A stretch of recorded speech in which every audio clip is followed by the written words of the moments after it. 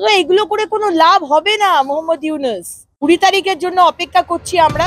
বাংলাদেশকে নিয়ে মাথা ব্যথায় কোনোভাবেই ঘুমাতে পারছে না ভারতের ক্ষমতাসীন দল বিজেপি। বিজেপি নেতা শুভেন্দু অধিকারীর পর এবার পশ্চিমবঙ্গের বিজেপি বিধায়ক অগ্নিমিত্রা পাল বাংলাদেশকে রীতিমতো কঠিন হুমকি দিয়ে বলেছেন, আসছে 20 তারিখের পর কি হয় দেখুন। সাবধান হতে বলেছেন বাংলাদেশের প্রধান উপদেষ্টা ডক্টর মোহাম্মদ ইউনূসকেও। 20 তারিখ পর অনেক কিছুই দেখতে পাবেন। তারপর মোহাম্মদ ইউনূস আপনি কোথায় থাকবেন সেটা একবার দেখে নিন।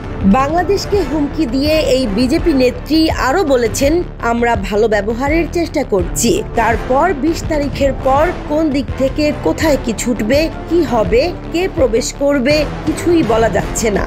সে পর্যন্ত অপেক্ষা করছি আমরা। 20 তারিখের পর অনেক কিছুই দেখতে পাবেন বলেও হুঙ্কার ছাড়েন এই বিধায়ক। তারপর 20 তারিখের পরে কোন দিক থেকে কোথায় কি ছুটবে, কি হবে, কে ঢুকবে কিছু বলা যাচ্ছে না। আমরা তো বুঝতে পারছি।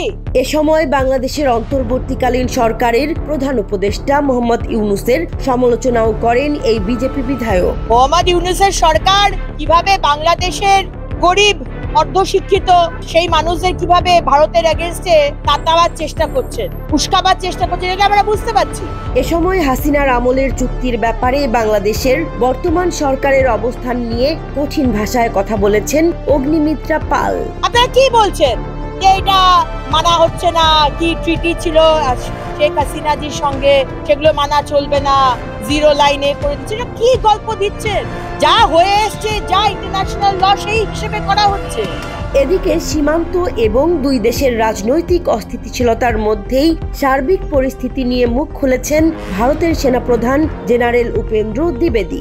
India is strategically important to us and same is vice versa. Bangladesh is strategically important. তার বক্তব্যে দুই দেশের সেনা পর্যায় এবং রাজনৈতিক সম্পর্ক নিয়েও কথা বলেছেন ভারতের সেনাপ্রধান। ভারত ও বাংলাদেশের সামরিক সম্পর্ক ও সহযোগিতা আগের মতোই আছে উল্লেখ করে দেশটির সেনাপ্রধান বলেছেন, দুই দেশের পারস্পরিক সার্বিক সম্পর্ক তখনই স্বাভাবিক হবে যখন বাংলাদেশে নির্বাচিত সরকার ক্ষমতায় আসবে।